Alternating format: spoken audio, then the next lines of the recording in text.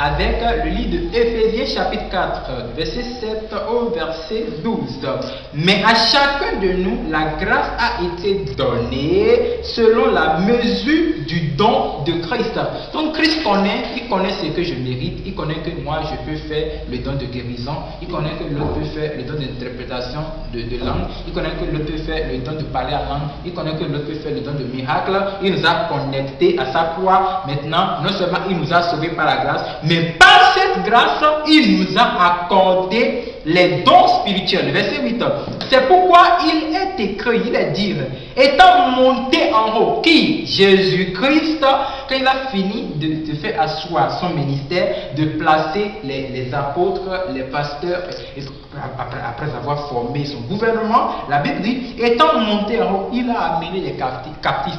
Ça veut dire que ceux qu'il a sauvés du séjour des morts, le jour de son agonie, il les a amenés, les captifs, vers le 3e ciel.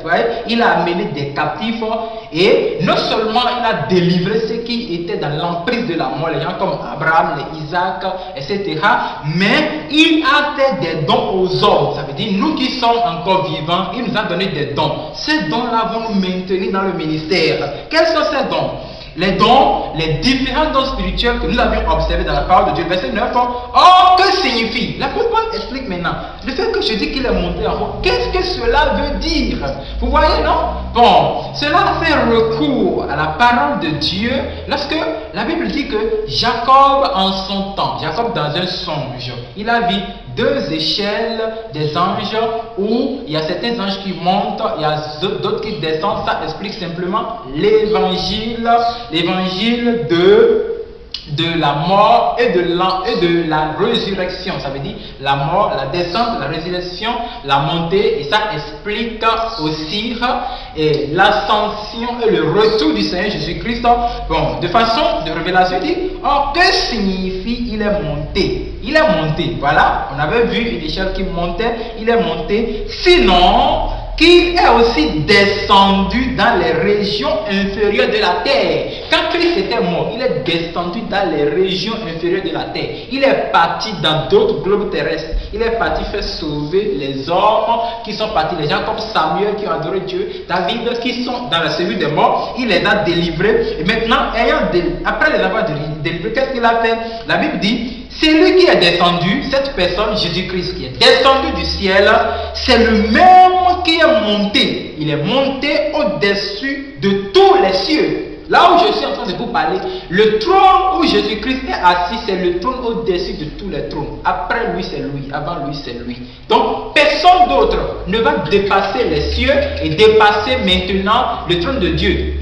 Il n'en existe pas. Donc, la Bible dit que, pourquoi lui-même il fait ça? Il a quel plan derrière ça? Le plan qu'il a derrière ça, c'est qu'il voulait contrôler son gouvernement. Il voulait contrôler son royaume. Il voulait être sûr si les ministres qu'il a placés, si les députés qu'il a placés, si la mairie, la préfecture spirituelle, si ces gens-là sont en train de bien faire l'œuvre qu'il les a confiée. La Bible dit au verset 10, c'est lui qui est descendu, Jésus-Christ, c'est lui le même. Ce n'est pas une autre personne. C'est lui le même qui est monté au-dessus de tous les cieux afin de remplir toutes choses. Amen. Ça veut dire qu'il est monté au ciel. Vous voyez, non? Quand quelque chose est en haut, c'est facile qu'il remplit. Quand l'eau est en haut, c'est facile que l'eau remplit. Mais ce qui est en bas ne peut pas remplir. Quand il était ici, il a juste enseigné. Il n'a pas rempli.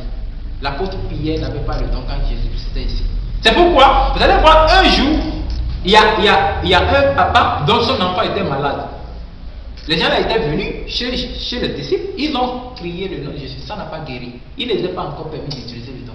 Pourtant, les 70 personnes utilisaient. Faites attention, quand quelqu'un utilise les dons spirituels, il se fait montrer. Il faut bien vérifier s'il est vraiment en Jésus-Christ. Il peut utiliser les dons sans être en Jésus-Christ. Les 70 avaient le pouvoir, mais les disciples ne l'ont pas. Pourquoi? Pourtant, ils sont à côté du Seigneur. Ne pense pas que c'est parce que tu es à côté du leader que tu dois forcément avoir ça. Le leader prend le temps de te connecter à l'onction. C'est plus facile que celui qui se lève de te dit, bon, prends ça, va utiliser ça. Il a gâché ta vie. C'est la même chose qui était passée. La Bible dit, il est monté d'abord. Parce qu'il était le chef des disciples. Il a même positionné Pierre comme tu dis, tu es Pierre. Mais avec cela, Pierre n'avait pas le pouvoir de ressusciter les morts. Il n'avait pas le pouvoir de faire des miracles. Le pouvoir était venu quand? Quand Jésus dit, aujourd'hui je suis avec vous, un temps viendra je ne serai pas avec vous parce que je serai en vous. Jésus ne peut pas utiliser seulement ceux avec qui il est. Non, ça n'a pas de sens. Il veut utiliser ceux en qui il est. N'oubliez pas que dans l'autre, il y a une émission dans laquelle j'ai parlé de trois expressions que Dieu utilise souvent. Le par, toute chose existe par lui. Le en, toute chose existe en lui. Et le pour, toute chose existe pour lui. Donc, Dieu utilise celui en qui il est. Il n'utilise pas avec. Avec, là, ne fait pas.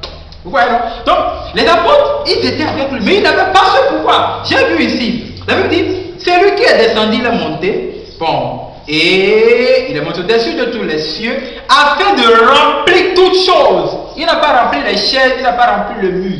Remplit toutes choses. Ça veut dire que le corps, c'est le corps qu'on appelle chose. Comment il a rempli? Le verset 11. Il a donné les uns comme apôtres. C'est les premières personnes de la doctrine. Les apôtres. Parce que c'est Christ même qui les a formés. Les apôtres sont des gens qui mettent de l'ordre. En quelque sorte, les apôtres sont des missionnaires. C'est eux qui mettent de l'ordre, qui enseignent comment les choses se produisent. Parce que c'est Christ qui les a transmis la doctrine. Bien, on a vu ici les autres comme prophètes. Les prophètes, Dieu les positionne comme sa porte-parole. Après tout, tous les leaders sont les porte-parole de Dieu. Mais les prophètes, eux, Dieu les utilise d'une façon comme si c'est lui-même qui est en train de faire.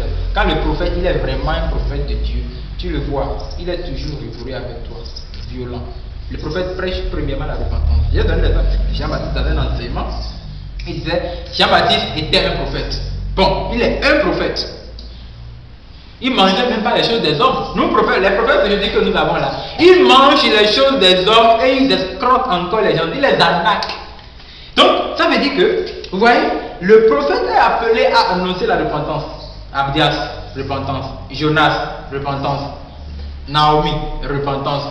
Qui encore? Ils sont nombreux. Joël, repentance. Jérémie, repentance, etc. Bien. Donc, les prophètes sont appelés à appuyer, à poster les gens à obéir à Dieu. Ça faisait, j'ai vu Dieu prophétise, je prophétise. Là, il y a combien de prophéties dans le Nouveau Testament?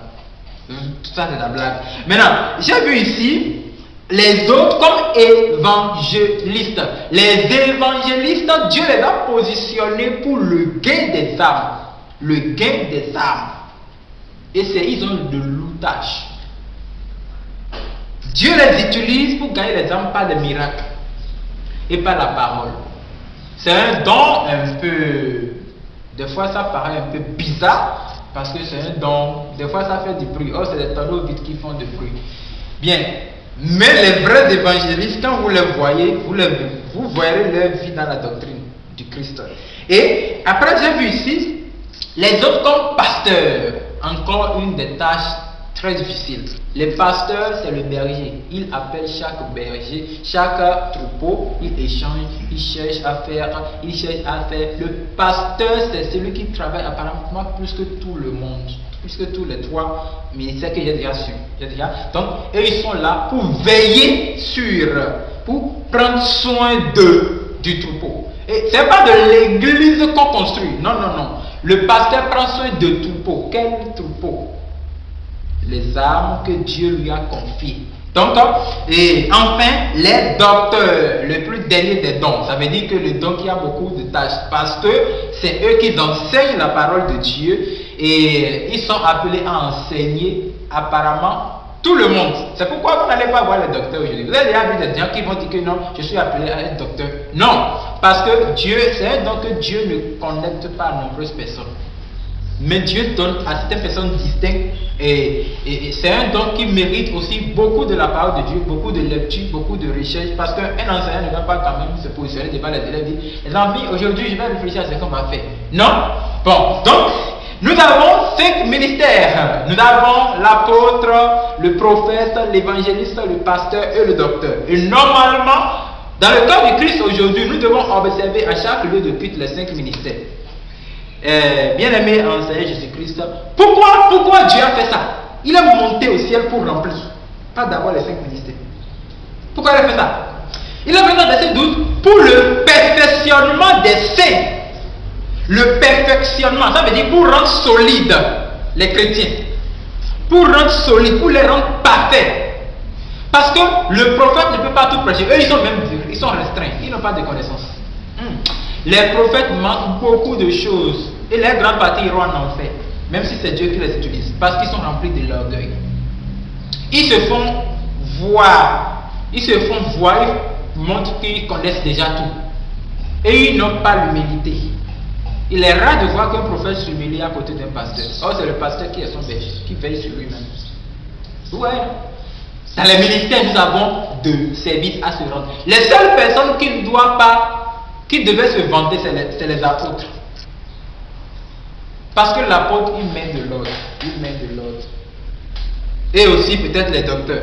Parce qu'ils enseignent à tout le monde. Même si tu as n'importe quel tête, tu dois venir te rabaisser, on t'enseigne. Mais aujourd'hui, il y a tellement de catastrophes que nous voyons que les prophètes se font voir. Et aujourd'hui, tout le monde veut devenir prophète. Tout le monde veut prophétiser. Et on n'arrive même plus à différencier le don de prophétie et le prophétisme. Ah, le prophétisme, c'est le prophète. Mais le don de prophétie, c'est un autre don spirituel. Bien aimé, pourquoi Dieu a fait ça?